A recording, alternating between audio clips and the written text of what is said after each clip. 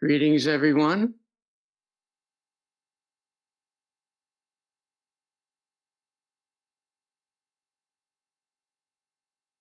I'll just remind you here at the outset that there will be an announcement in the chat that following this session, after a small break, there will be what's being called office hours, a chance to have questions answered and share with others.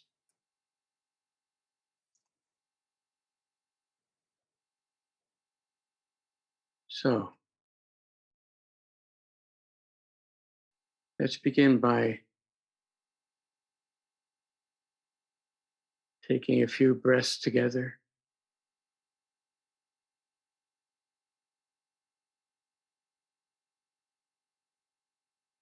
Quieting our mind.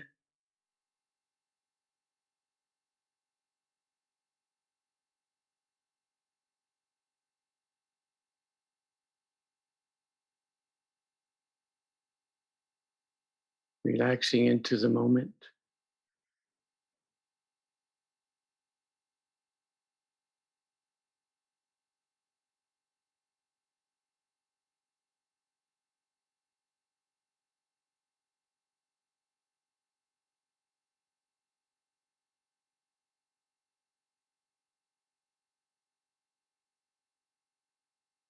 And sensing those we are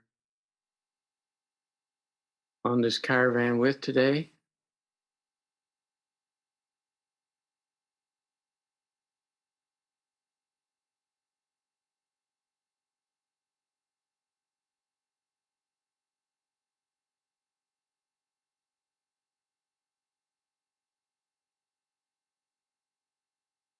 Sensing the body.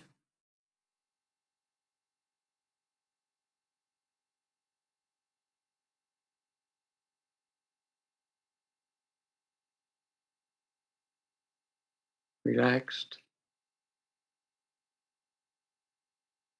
present.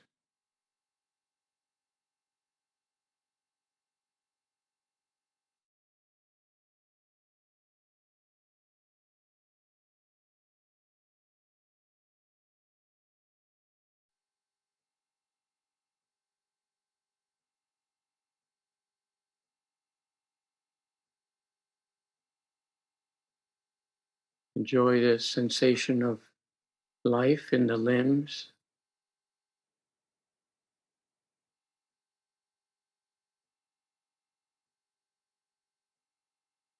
Soften the belly.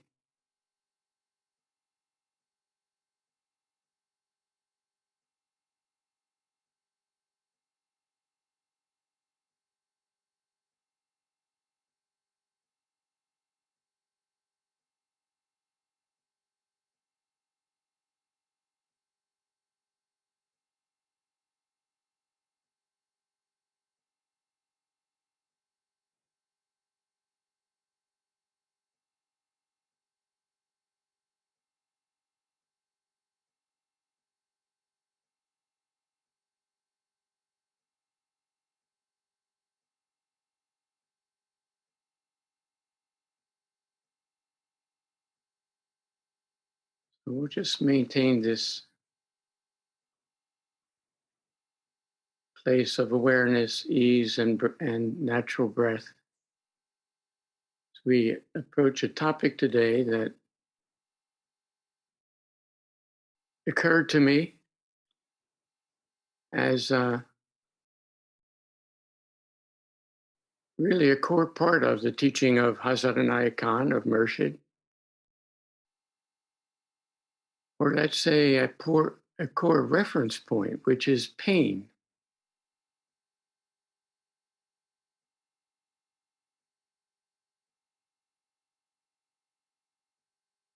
And we have referred to it here many times. But to look at it directly for a bit, to just explore our experience of pain and to hear the mystic's perspective of pain, which I have to say is somewhat if not counterintuitive, certainly counterinstinctual. We learn as infants to shrink from pain. It's a protective response.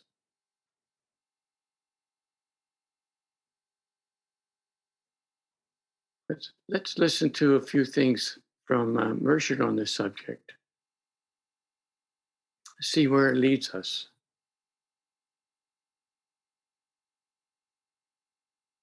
And nowhere in this am I in any way asking you to leave behind your own experience of pain. Not in any way.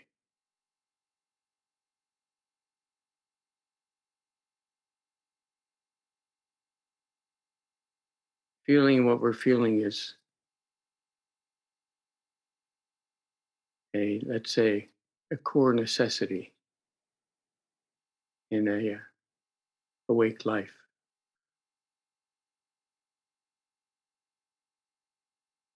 But as Mershid asks, one may ask, is pain always an evil thing? And I would answer, far from it. Sometimes pain comes to us as a kindly warning. It is the moving finger pointing to us and bidding us to give heed to our ways, to take account of our doings.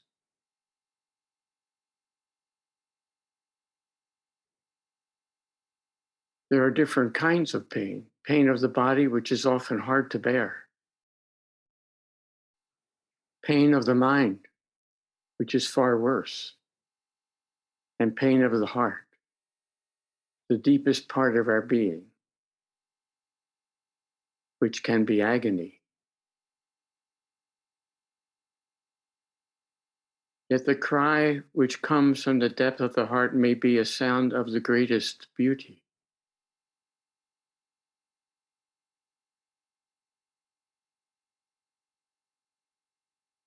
For pain has its beautiful aspect. Think of the pain expressed in the most perfect music, the finest poetry. There are moments of intense feeling when pain and joy meet, and one cannot distinguish where one ends and the other begins. They have their meeting place in the heart.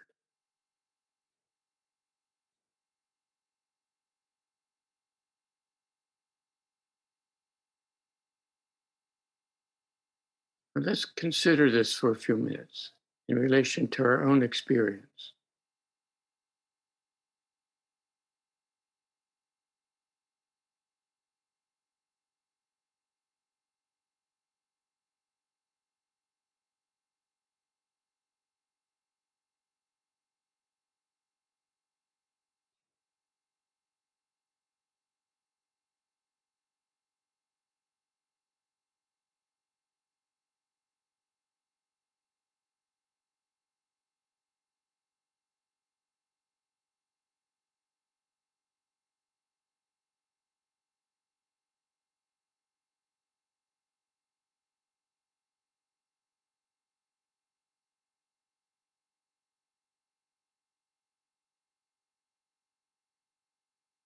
Who, with a living heart, can live in this world as it is and not suffer and not experience pain?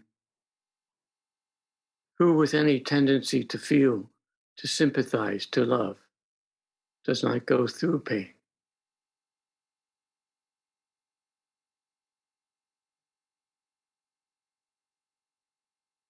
Yet it is pain that, through which pain, that penetration takes place.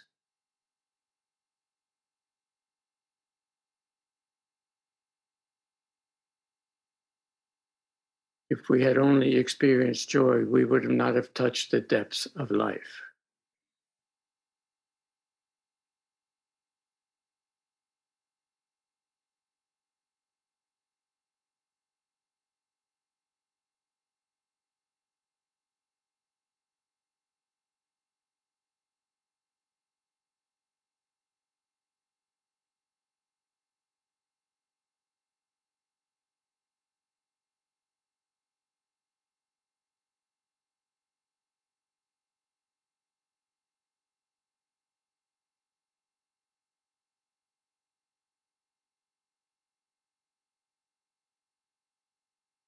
Can you recognize that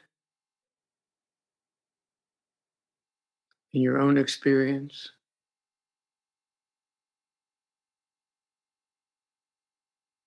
How the natural response to avert from pain has led us astray at times?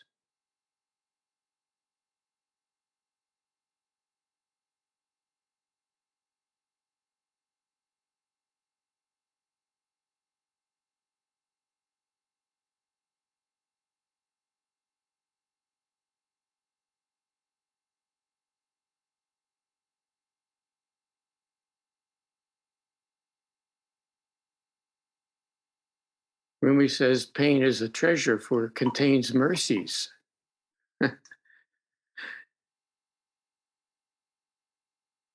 Mercies. Oh, mercy.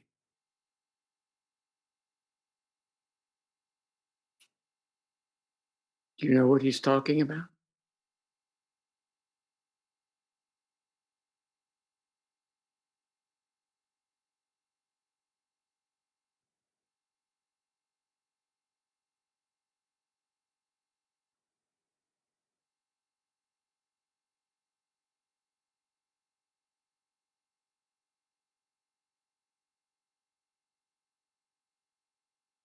In this beautiful line from Murshid, out of the shell of the broken heart emerges the newborn soul.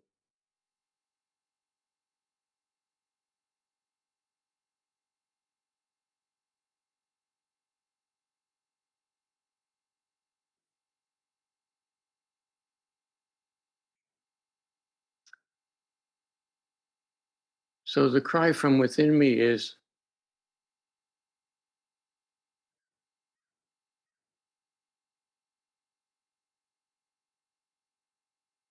are we to welcome pain?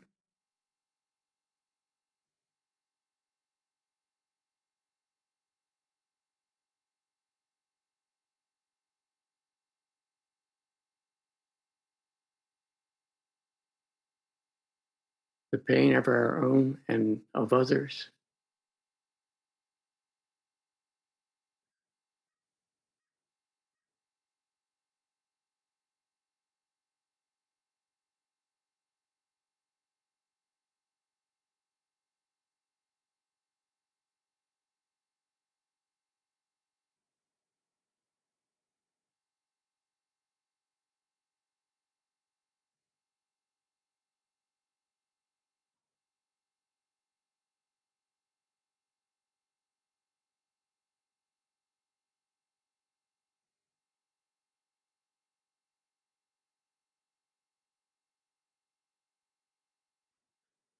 One answer from Murshid is very often people think that sorrow or pain is the sign of spirituality.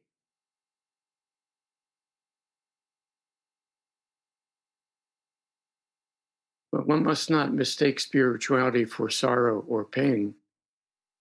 One must not ascribe to oneself a sorrow, for life has enough sorrow or pain.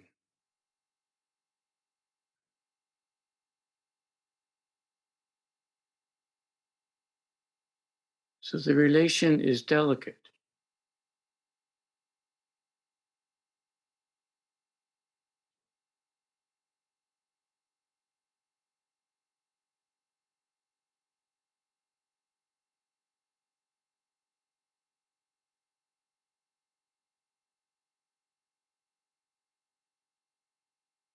We're not asked to seek pain, quite the contrary. But the pain that we are given, that pain,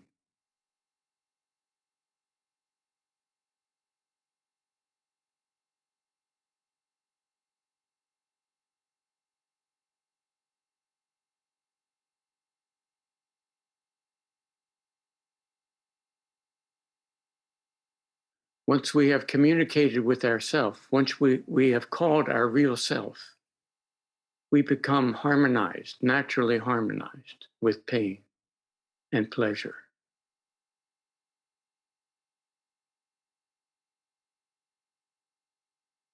There arises in the depth of the heart a harmony. a peace, and a power.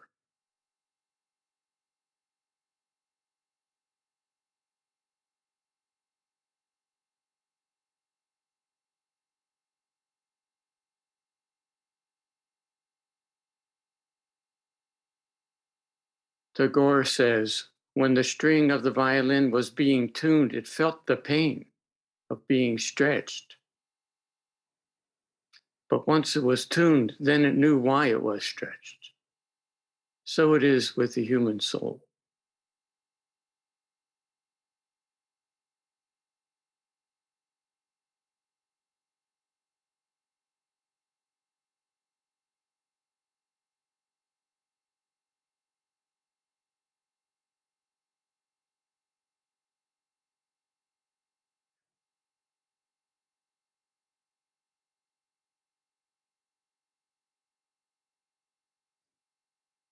So this can bring a little understanding to this line of Rumi. We are pain, and what cures pain? Both. Apparently enigmatic,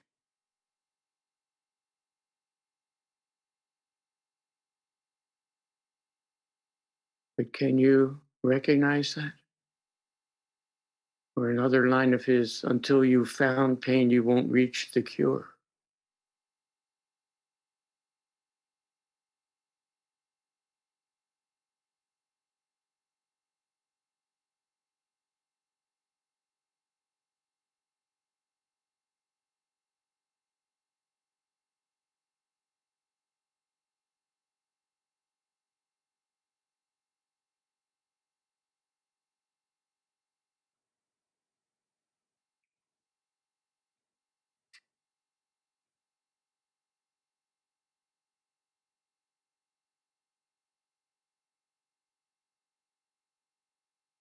So this is the terrain I'm asking that we explore in these silent periods.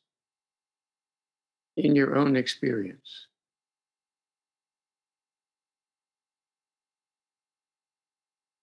what rings true? What maybe not so true?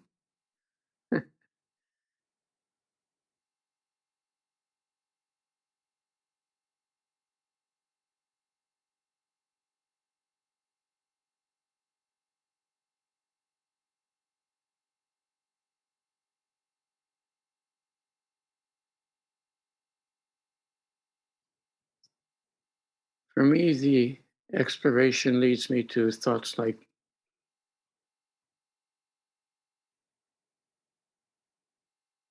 being with the pain that's present doesn't mean I need to love and accept it.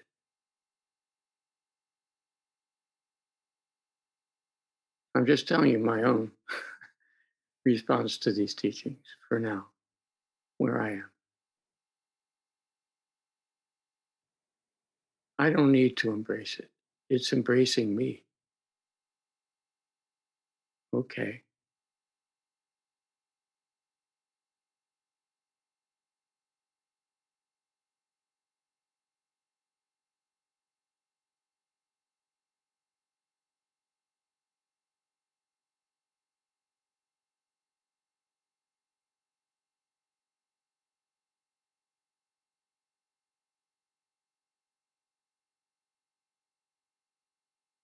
Allowing, let's say, befriending the pain that is in us,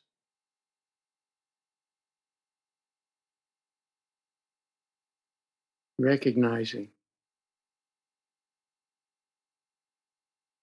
allowing,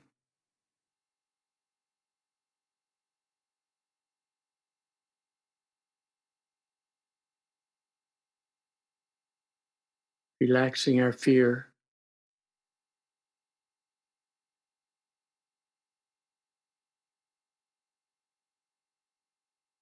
relaxing any temptation to amplify it or to deny it.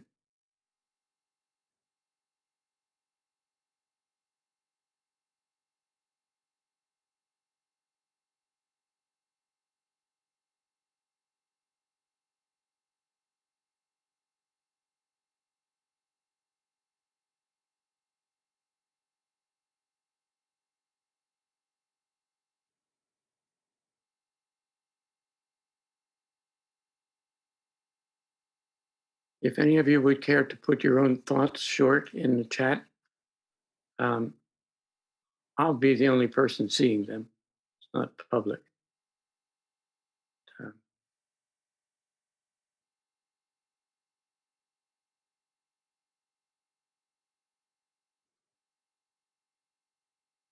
please feel free.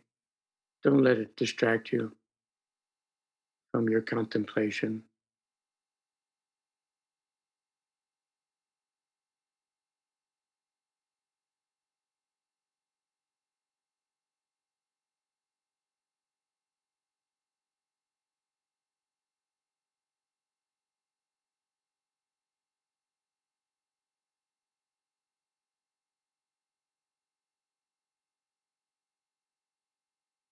I'm going to share a poem of Rilke, which in its own way touches on this enigma. The Man Watching is the title. I can tell by the way the trees beat on my worried window panes that a storm is coming, and I hear the far off fields say things I can't bear without a friend.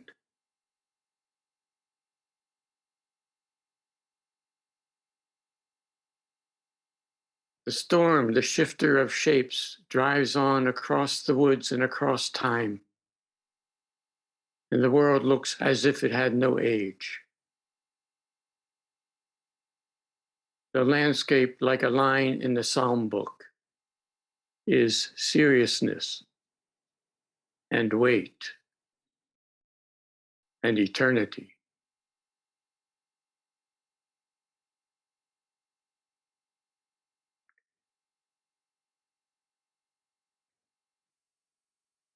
What we choose to fight is so tiny. What fights with us is so great.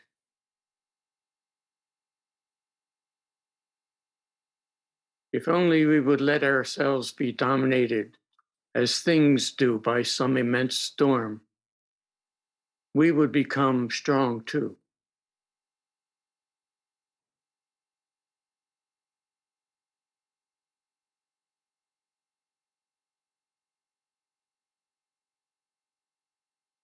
When we win, it's with small things, and the triumph itself makes us small. What is extraordinary and eternal does not want to be bent by us.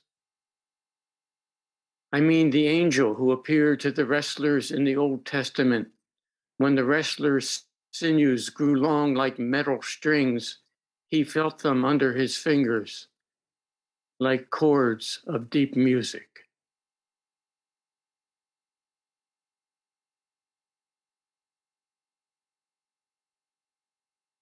Whoever was beaten by this angel, who often simply declined the fight,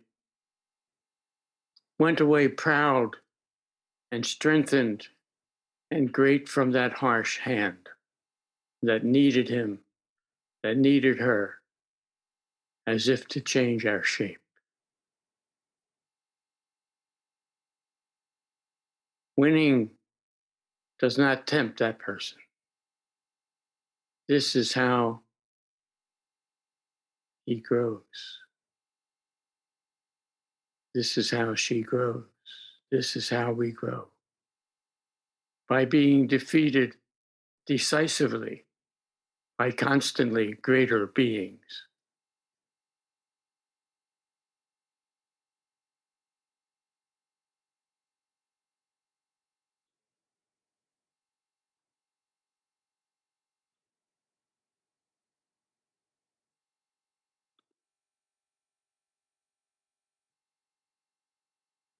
I'm going to read a few sharings.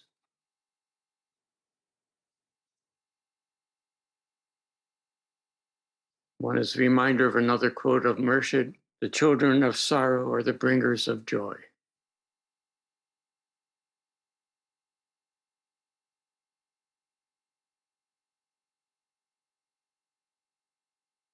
And someone recounting an experience dear friend dying in horrible physical pain.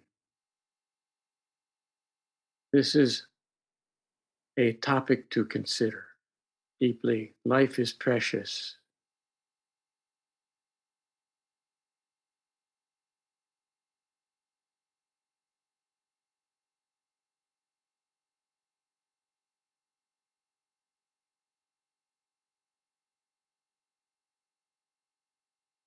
Once I burned my finger badly and was so focused on the terrible pain, I was forced, only this once, to go into the centermost part of the pain and dissolve it. I was stunned and grateful.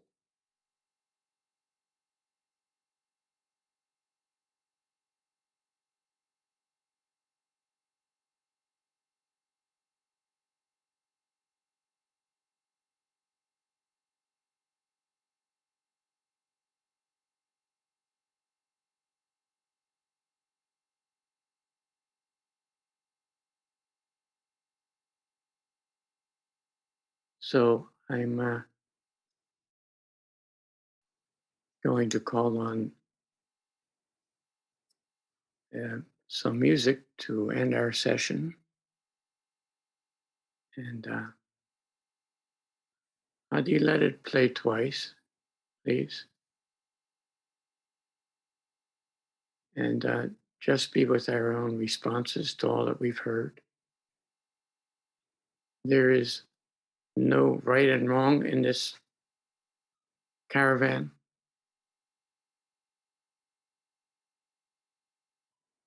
And certainly on this subject. There's times when we need to protect ourselves. There's times when we need to open ourselves. Uh,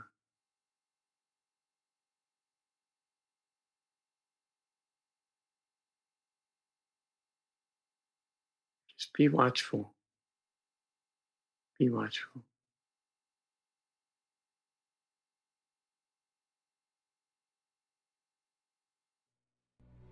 So we plumb the depths of the heart.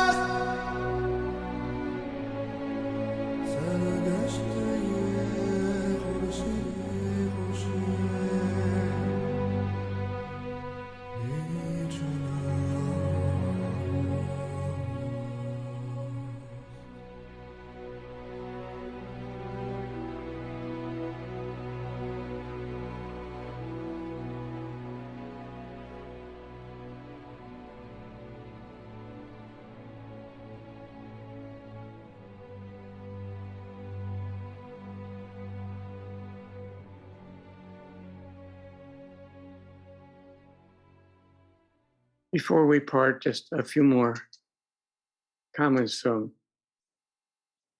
friends.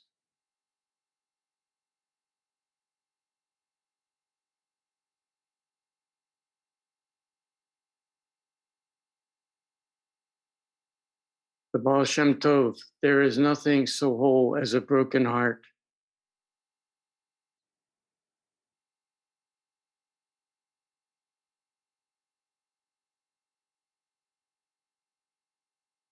And yes, a whole other realm to explore the difference between pain and suffering.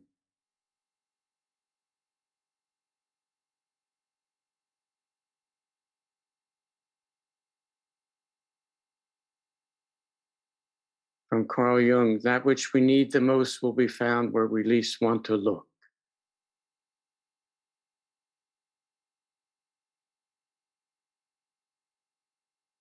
And from some lines of Rumi,